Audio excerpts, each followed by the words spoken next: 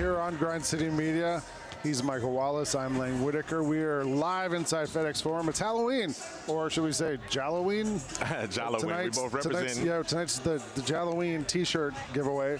So you can wear that if you're already back from trick or treating. I don't know if it's still raining or not outside. It hadn't rained in like a month, and then it has to rain on. My son was not thrilled about that. But anyway, welcome into the warm-up show here on Grind City Media. The Grizzlies are getting set to play tonight. Coming off last night's loss to the Brooklyn Nets, ended up being a 119-106 loss to the Nets. Yeah. A game that was underwhelming, shall we say. I think a lot of looking at the matchups with the Nets on the second half of a back-to-back and overtime game, Grizzlies coming off the day off. I think a lot of fans were kind of hoping this might be a game you can steal, and it ended up not being that for the Grizzlies. Yeah, you use underwhelming. You know, I had a couple more disappointing, frustrating. Yeah. You know, it was everything but exhilarating, and that's what you wanted to have coming off of the Monday disappointing, frustrating loss that you had to the Chicago Bulls when you had a 20-point lead and lost that. This one you were pretty much lethargic from start to finish against the Nets last night. But it's Taylor Jenkins, John Morant, Jaren Jackson Jr., all of these guys, Brandon Clark have said, you got to turn the page. And fortunately in this league, the games come quickly, and you get a chance tonight to bounce back. And all you are from distancing yourself from disaster is one victory away. So if you get that victory tonight, things are a little bit better going into the weekend, and you say, okay, let's get back to 500 and let's get going. Yeah, they have to turn the page against the Milwaukee Bucks tonight, who were warming up in the hallway back there, actually listening to Bob Seger's Turn the Page. I don't know if you noticed that. I was like, that's kind of weird. It's really on the nose. Yeah, both teams turning. There's a lot of page turning in this game tonight, right? The Bucks are 1-3. Yeah. Lost 3 straight games and have really struggled this season so far also. But I think for the Grizzlies, looking a little closer to home here, you were in the press conference last night following the game. Let's listen to what Taylor Jenkins said about trying to, on this quick back-to-back turnaround, turn the page. Yeah, we just got to fill up our cup, tomorrow. A great Bucks team, and they're going to be hungry for a win. We're hungry for a win. It's going to be 2 teams battling. We got to bring a better effort tomorrow, and whoever's available to play, we got to go out there and compete even better than we've done the last 2 games. Those guys are feeling it. They know it's unacceptable. We got to find a way. It's me included. I got to lead better. I got to get them prepared better, and our guys got to go out and play better. That's what it comes down to. We all have a responsibility there, and then we'll just take it day by day. I don't know where we're going to stand at tomorrow, but once we get through it, we know we still got depth that can go out there and compete and be better. I know going out there competing is something that Taylor Jenkins has preached this entire time. Or has the word compete written in the hallway back there real big, just as a reminder.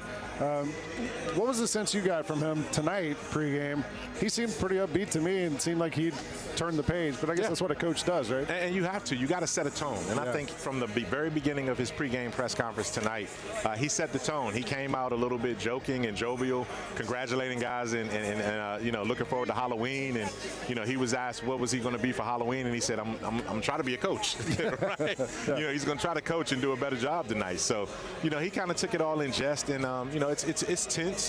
These guys are feeling the pressure. The season is weighing heavily on them already. Yeah. And you have to figure some things out. But one of the things that are key right now, Lang, is the injury situation. You just cannot avoid the injuries right now. And the Grizzlies have another set of injuries. Desmond Bane and Marcus Smart are both going to be out. Taylor Jenkins gave us an update. Yeah. Desmond has the oblique strain. Marcus Smart has the ankle sprain. Both of them went for evaluations and MRIs today. There wasn't anything inconclusive to the team where the team was ready to announce what was going on. So they're going to continue to get some evaluations on those images and see where they are heading into the weekend in terms of what their status is going to be. But Desmond's out, G.G. Jackson's out, Marcus Smart's out, Vince Williams Jr. is out, and John Conchar is probably not going to play. So we can update that and say that Taylor is confirmed that he's probably not going to play tonight. And I didn't see Conchar do his warm-ups out here, which is usually a sign. I see Zach Edey behind us right now going through his warm-ups. I thought the way Zach Edey has played actually has sort of been heartening. The way he's gotten a little bit better game by game. You can see him starting to kind of figure it out. The word I came away with after we spoke to him on media day was thoughtful. You ask him a question, he doesn't just answer. He thinks about it for a second. And I think for him, I don't know, it feels like he's thinking his way into this and figuring out how he can be successful at this level. He is, and it's hard when you're not getting 2 straight games now. You didn't get any minutes in the fourth quarter. He played 0 minutes last night against the Nets in the fourth quarter after having an encouraging first quarter. He was able to, get some shots at the rim. He got some dunks. He got some easy looks. He didn't do a great job defensively. Yeah. So it wasn't like, hey, you have to play him in the fourth quarter. But Taylor did say last night, I have to be more deliberate in finding opportunities for Zach to grow late in games. And I think that's going to start tonight. He'll have to chase out Brook Lopez all the way out to the three-point line. Yeah. But neither one of those guys are going to win a sprint, to the rim. So when it comes to that, so it's going to be interesting to see how he proceeds with Zach Edey. And I think with Zach, it's not only the points. He played 19 minutes last night. He only had 2 rebounds. I think you want to see him figure out how he can impact the game in those different ways also. Yeah. Especially for this Grizzlies team now, as you mentioned, without Marcus Smart, without Desmond Bane, without John Conchar, without Luke Kennard. I mean, they're down to a lot of guards and wings right now. Gigi Jackson also. How do we accommodate for that? What do you think the Grizzlies do to try to make up for some of that depth there? Well, you're going to see some guys get extended runs. Yeah. You're going to see a Jake LaRavia get extended runs. Jake didn't play well last night, but he was grandfathered a lot of minutes because Marcus and Dez both were down. Jalen Wells, the rookie, is getting a lot of minutes. He's showing some signs of being competitive on both ends of the floor.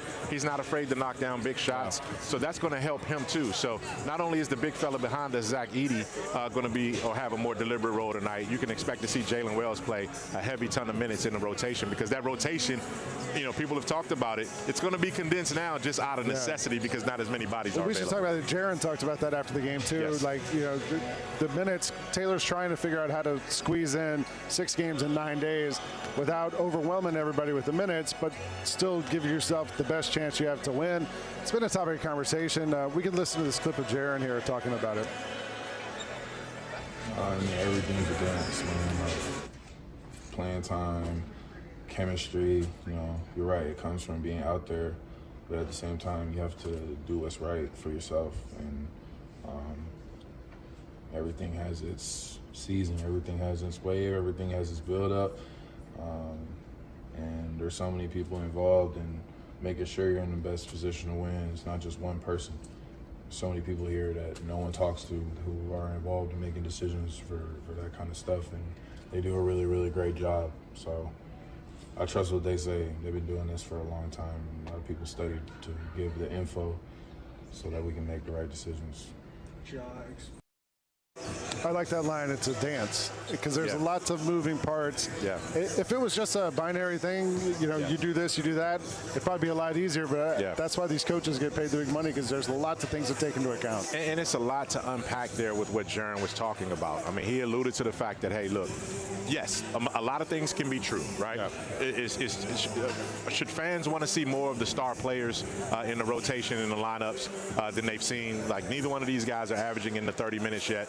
Yes, you do want to see more from your star players. But are these guys 100% healthy, or are they still coming back from issues? Jaren Jackson Jr. missed a month with a hamstring strain that's still not necessarily 100%. Ja Morant has been banged up already.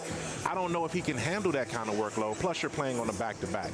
So what Jaren was talking about was a lot of decisions go into this. A lot of people make decisions in this process when it comes to player health, player safety, player performance. And it's not just the player and the coach. It goes much deeper than that. But at the end of the day, you have to trust that guys who are paid to do this and professionals that are analyzing this will make the best decision for these guys. Tonight is second night of a back-to-back. We're going to see both Jaren and Ja. I don't know if this noise wasn't created. I don't know if we would have saw them on the second night of a back-to-back or both games of a back-to-back so early in the season. But keep your fingers crossed that these guys stay healthy and they have a great performance. I hope we see them, and I hope they turn up, because the Grizzlies can use that tonight against the Milwaukee Bucks team that still has Giannis and Dame Lillard, who are both averaging 28 points a game to start this season. We're going to take a quick break. We're going to come back in a minute, catch you up on everything else going on here at FedEx Forum. You're watching the warm-up show here on Grind City Media. Dope.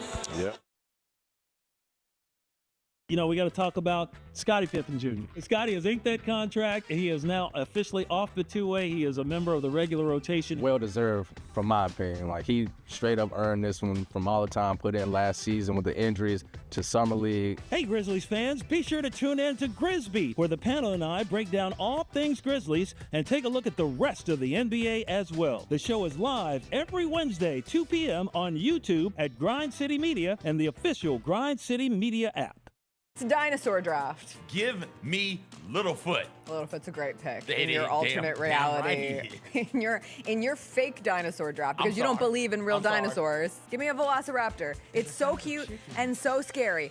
That's I'm not sorry. a real velociraptor. That's not a chicken. Tune in to the Jessica Benson Show with CJ Hurt, live every weekday at 8 a.m. on YouTube at Grind City Media and the official Grind City Media app. Justin Timberlake. I'm bringing sexy back. The Forget Tomorrow World Tour. Live in Memphis. Justin Timberlake. FedEx Forum, Saturday, November 23rd. Get tickets now at livenation.com. The brand new single Selfish is available to stream and download now. So if I get jealous, I can't help it. For more, hit up justintimberlake.com. One of the things I really do like about the history of the Memphis Grizzlies is that we have people who have moved here and stayed here. I like how much some of those guys have not only made millions here and won games here, but spent real time here and raised children here. Yes. And become a real part of the community. The Gary Parrish Show, live on weekdays at 10 a.m. on YouTube at Grind City Media and the official Grind City Media app.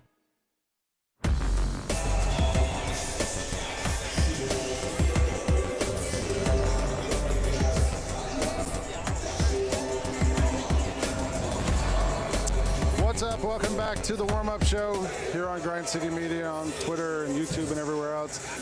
This is Jessica Benson. I'm Lang Whitaker. We're sitting here waiting for the Grizzlies to take on the Milwaukee Bucks in about 45 minutes. Jessica, I carry all these sheets of paper and there's notes and all these things. For your segment, it just says the main character was Jessica Benson. And that's it. That's I just know we're just going to talk, and I don't really know what we're going to talk about. But who is tonight's main character? Every great television show has holiday-themed episodes, Sure. and in honor of Halloween, we are calling this the Zombie Grizz episode. Ooh. I think it is our first official Zombie Grizz game. Now, I will ask you a question, because this was pushed back when I was telling someone about this before I came on. I spoiled the episode for some people. They said if John Morant's available, it is not technically a Zombie Grizz game, but I don't think that's fair when you're without 50% of your projected rotation. That's true. I helped coin the Zombie Grizz phrase when I was doing radio with you guys on 92.9. Whenever the Grizzlies would be down half. Right. If you have Jared and Ja, it's kind of hard for me to give it the full zombie. Like it might be like a partial zombie. They're like mid-apocalypse. Yeah, like a ghost maybe. I don't know. What's like part of a zombie? I don't know.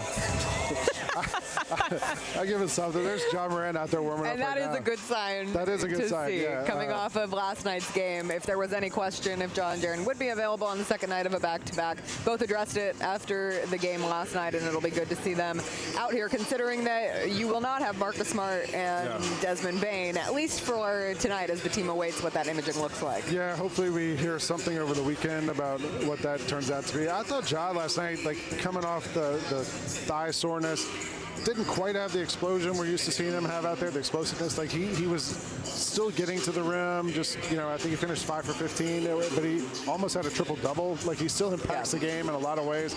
Got a lot of alley-oops, did a lot of things.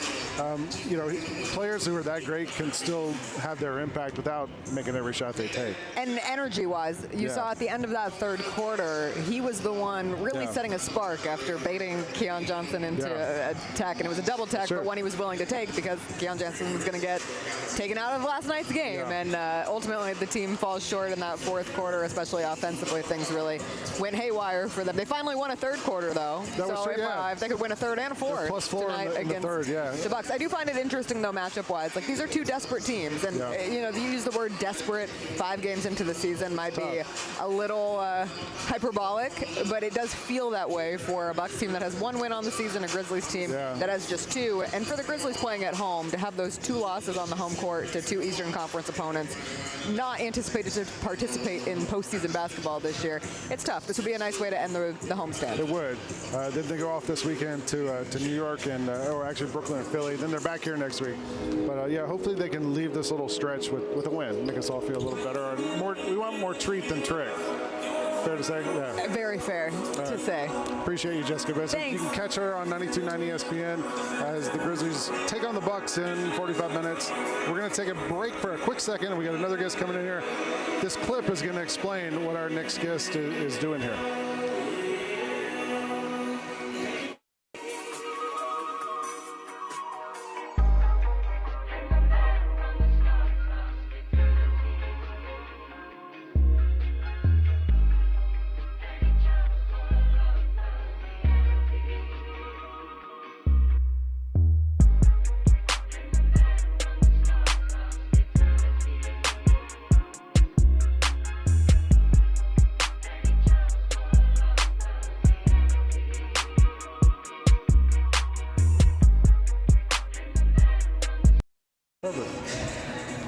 Welcome back to the warm-up show here on Grind City Media. I'm Lang Whitaker. I'm here with my man, Miles Thomas. Yes, sir. A.K.A. Good Hippie. Yes, sir. Who's going to be here next week on November 6th, next Wednesday. Yep. As the first 191 collaboration of the season. This is your third one? Third one, yeah. Yeah. So a local guy, designer, season ticket holder forever? Forever, for a minute. You know, back and forth for a couple years. They say 6 years, but it's been like 10. We stopped, then come back, stop. You know. So this year your collection is, it all comes together. Right. Where did that come from? So yeah, with it just being my third collection, the first one was like really about me and my dad. Yeah. These last two were more so about just me as growing as a designer and everything. So In Due Time was kind of like it'll eventually happen, and then it all comes together. It's kind of like a part two. Like it all comes together. You get to see my full vision of what I feel like I can do as a designer. So this time I wanted to step a little bit out of just T-shirts, just hats, you know, and show off some different stuff. So we get the hockey jersey. Yeah, the hockey jersey, man. One of the best items. Fire. Yeah, it's super hard, right? I mean, it's super hard. It's super dope. It's got 95 on one sleeve. 95 on 96. One sleeve, 96 on the one sleeve, representing the first season that we started. It's got the patch back here. 30th anniversary patch on the back, so it's crazy, man. It's one of my favorite items for sure. Where'd you get the MEM idea from? Like with the different fonts, like from the different uniforms, yeah, right? So the last time I kind of played around with different ideas, like different fonts and stuff. With this one, it all comes together. It's like just taking together what you have, take your resources, putting it together. So I just wanted to cut little things out of different jerseys, different eras, and kind of combine them into one dope print. Right, that's where the hat comes in. So if you look at the hat, there's just like a different uniform. So it's every uniform that we've probably worn over this time in Memphis, and even some Vancouver ones thrown in there too. And then the T-shirt that's also in the collection, it's called the Airbrush or something? Yeah, it's called the Airbrush tee. Yeah. So I wanted to go based off of just like the 2004, which is when I really started paying attention to basketball. Yeah. And I think about that era a lot because that was a dope era for fashion. And just made me feel really old. But go ahead. Hey, look, you know, hey man, I'm not trying to make you feel old, you know what I mean? But like, it's really dope. I wanted to do something like that. So it references actually the first design. So there's little references to every collection in each item of this one. So this one kind of references the big Grizzly tee from the Section 118 one with all the chains and everything like that. It's just kind of like a remix, more expanded and everything like that. Yeah. So. You, somebody was saying the other day, I was telling them we were going to get you on here, and they were like, "Yeah, I'll introduce you to Miles." I was like, "He's been to my house." Yeah, right. He's had dinner at my house. This is my guy. Yeah, like you're my guy for real. He's been to my office. He's hung out. Like, Miles is my guy. No. This is my guy for real. It makes me really proud to see you do this and the way you're turning up with all this stuff and the popularity of it. Yeah, man. If you don't get here at 5:30 when the doors open, by 7 it might be gone. No. So, it's seriously like that. You know, I get messages every year like, okay, I just made it at 7:05. And I'm like, I'm sorry, man. Did you know it was going to be as popular as it has been? No, I never thought it was going to be this popular. You know what I mean? When I think and I sit down, I'm like, okay, I think it's going to do well. You know, with the items being so personally connected, when you put your all into something, you feel like it's going to do well. Yeah, you hope it does. You hope it does, right? So when it does well, you're kind of like, okay, the hard work paid off, but you never think it's going to do as well as it does. Like, I couldn't have expected it to be like this. Well, I'm proud of you and happy for you. Thank you, man. And make sure you get your tickets already if you don't have them for next Wednesday, November 6th. The 191 collaboration starts. Look at that. Man, I know, right? I'm tweeting like, I think people forget all the time that I'm still like a fan at the end of the day. So all of this stuff is crazy to me. Like hearing Pete Pranica say my name, it's still wild to me. Like all of that stuff is it's still new. You're gonna be on Sneak Fest with us Tuesday. I will be on Sneak Fest on Tuesday. Cool. Yeah, so I'm gonna see you again. Like I said, this is my guy. You're my guy. You know what I'm saying? I appreciate it, man. Yes, sir, man. I appreciate it. We're gonna take another break. We'll be back in just a minute with Gary Parrish from Grind City Media. You're watching the warm-up show here on Grind City Media. Yellow laces, really bright yellow primary color. You got black on the trim and on the edges. I gotta get them. And you got some red there as well. Look at that right there, Mike. Look at that right there. Man, look at that G. Look at that G, boy. That G is moving strong right there, too, man. Get all of your HBCU sports and culture news by tuning in to HBCU Huddle with CJ Hurt and Mike Wallace. New episodes drop every Thursday on grindcitymedia.com, YouTube, and Spotify. John Cena was spilling life lessons on this stream, bro. So the best thing I watched all week, John Cena on the Cosnet stream. By the way, he stole your hair, dude. You got to make a phone call. I was about to say, you showed me a little bit of this clip because I saw the messy room, and the only thing I could see is John Cena's hair. I mean, come on, bro. He stole your bar. It's he stole literally identical. He stole your flow, bar for bar, word for word. How is mine more gray than his, though? Tune in to Grind City Wrestling weekly on the Grind City Media app and on the Grind City Media YouTube channel. The three big beats this week. One was root for points in honor of John Roser. How about that Miami-Louisville game? Good Crushed grief. the over, which was 60. Finished with 97 total points, 52-45. Meanwhile, the Academy's covering again, both Army and Navy, getting the job done. This. Army, best start since 96. America. Navy crushed Charlotte. They're ranked 23rd and 24th in the country. The Odds Couple, live at 2 p.m. on YouTube at Grind City Media and the official Grind City Media app. Hot Wheels fans, don't miss the exciting return of Hot Wheels Monster Trucks Live Glow Party at FedEx Forum. Don't miss the world premiere of Scalosaurus. Watch your favorite Hot Wheels monster trucks light up the floor, including Gungster, Bone Shaker, and the legendary Bigfoot. Plus the dazzling dance party, laser light show, and more. And save up to 50% on kids' tickets. Don't miss this one-of-a-kind Hot Wheels experience at FedEx Forum, November 2nd and 3rd. Tickets available at Ticketmaster.com.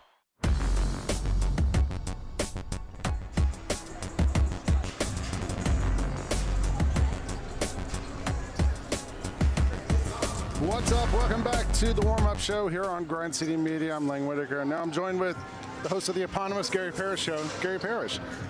Here courtside with us at FedEx Forum. We're about 35, 40 minutes away from the Grizzlies taking on the Milwaukee Bucks. And Gary, I wanted to ask you about Zach Edey, because you watched him play in college, throughout college, way more than any of us did. Michael Wallace and I were talking about how we've watched him sort of develop and start to kind of figure it out. It looks like you can see like the wheels turning. What have you seen from Zach so far that encourages you, discourages you, whatever? It's been up and down. The encouraging stuff is, everything inside the arc and, from the elbow end is incredibly efficient, and he's scoring in a lot of ways at the NBA level, similar to the ways he scored in the Big Ten as he was becoming a two-time national player of the year. It can be a little fast for him sometimes. That was always expected, but I think context is important here, because I bet you people don't realize this. He's averaging 8.8 points per game. Okay, whatever you think that is, here's what I'm telling you it is. Third among rookies, and he's only played 83 minutes. If you did points per minute among the entire rookie class, he would be leading all rookies. You ready for this? I know it might not feel like it because the Grizz are 2-3, and again, he didn't play much in the second half last night, so it's been a little bit of an up and down experience. If you were voting for Rookie of the Year right now, he really might win it. And that speaks to the rookie class broadly, probably more than anything else. But just understand, all rookies have a learning curve they have to go through. Remember in the WNBA, the biggest season the WNBA has ever had, Caitlin Clark's team started 0-5 and she was struggling. By the end of it, they were in the playoffs and she was first team all WNBA. I'm not predicting that for Zach, but I think through 5 games, everything has been mostly fine. It'd be great if it happened. It would be wonderful if it happened. I would celebrate that. Speaking of rookies in the NBA, Bronny James scored his first bucket last night in a blowout in Cleveland against the Cavs. And afterwards, LeBron talked about, and I knew this was coming, someone floated the idea of Bryce James, his younger son, eventually getting to the NBA. And I know you focus on college more than anything. From what I've heard, Bryce is the kind of the better prospect than Bronny, but I don't know if that's still true or what. Yeah, it's early. I don't know that either one of them are legitimate NBA prospects if you change their last name or their father. You made it Whitaker. But obviously, Bronny is in the NBA, so let's just factually call him an NBA player. I've seen Bryce a lot. Or at least more than most over the past couple of years, and as recently as July at Peach Jam in North Augusta, South Carolina. I say this as respectfully as I can say it. He's better than my kids. Definitely better than my kids, but he's not an NBA prospect. aspect, and I would never advise LeBron James on how to be a father because he seems like a tremendous father, very involved, and we all have our own flaws. But it has to put an incredible amount of pressure on your children to keep so publicly talking about your dream in some way as to play in the NBA with them. Like, what if every time somebody asked me, said, my dream and the only thing that would make me happy, or one of the things that would make me happy is for my children to, sit next to me on a desk one day and talk about basketball or Halloween candy or whatever else. I want them to be in sports media as well, and they either didn't want to do it or didn't have the talent to do it. Does that set them up to feel like a failure if they don't make it where their dad said they wanted them to be? I don't know. I'll ask a psychologist next appointment. But, Bryce James he's a nice high school basketball player, but that's what he is. We'll see what happens. We were talking, you and I talked baseball. We're baseball guys. The Dodgers won the World Series last night against the Yankees. Can we officially get rid of Moneyball? This is the two highest budget teams in Major League Baseball. And the Mets were in the final. That's right. The Mets were in the final, what amounts to the Final Four. I think you can, in baseball, have a one-off, really nice year where you don't spend like the Yankees or the Mets or the Dodgers, but you got young guys on small contracts who are popping, and that kind of thing can happen.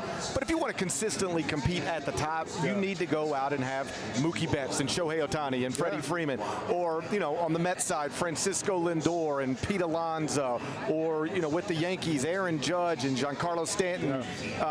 You've got what history tells us, and certainly most recent history is that you've got to spend money, and so it doesn't necessarily mean the biggest markets or the highest spending teams will always get there, but going into every season, the teams that spend the most money are typically going to be among the favorites. Your favorite to win the World Series next year already, it's your high payroll Los Angeles Dodgers. When we saw the movie Moneyball, we were driving home, my wife was like, so they won the World Series? No.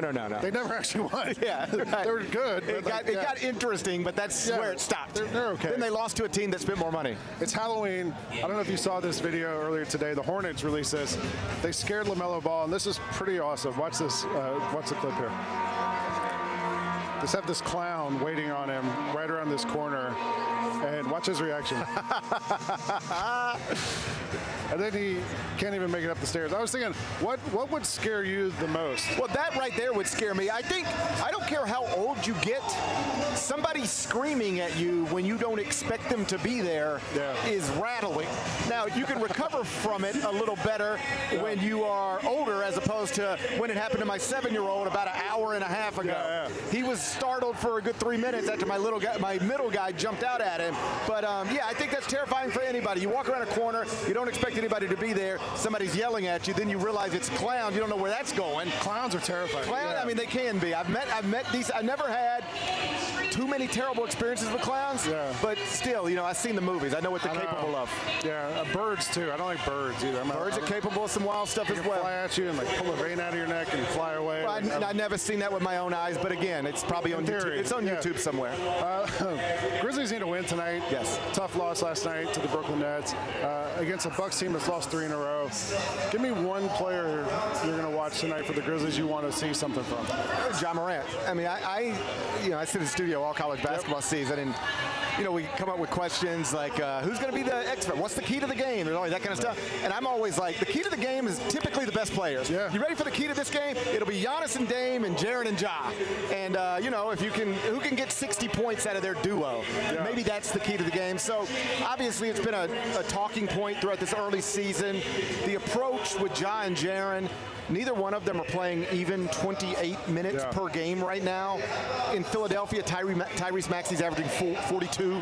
Kevin Durant in Phoenix is averaging 40. They're both coming off of injuries, so I think all of us understand you want to, err on the side of caution. Everybody gets that, but when last night you have Ja and Jaren sitting on the bench in a game that's still gettable, and by the time they come back in, it's kind of over, that doesn't sit well with your fans. As I said on my show earlier today, maybe I just am not smart enough to understand but I would love for somebody to explain to me why you can play 28 or 29, but you can't push it to 33, 34 when there's 9 minutes left and there's a game that you need to get. And I know it's early, but this isn't college basketball where there's a selection committee and they say, well, yeah, the Grizzlies lost to Brooklyn that night, but it was so long ago in October, and Desmond Bane and Marcus Smart had to leave. The context, let's just consider that when we're looking at this and evaluating their resume. It's not the way the NBA works. They just look at your wins, they look at your losses, they add them up, then they put a number next to you and they put you in the bracket. That loss last night was the same as a loss to the Celtics or the Nuggets. It hurts. We got a lot of games left to be played. Let's see what happens tonight. Gary, I appreciate you coming in, hanging out with us tonight. You've been watching the warm-up show here on Grind City Media. We'll see you next Wednesday, November 6th. We play the Lakers here for the 191 collaboration night. I'm Lang Whitaker. He's Gary Parrish. See you soon.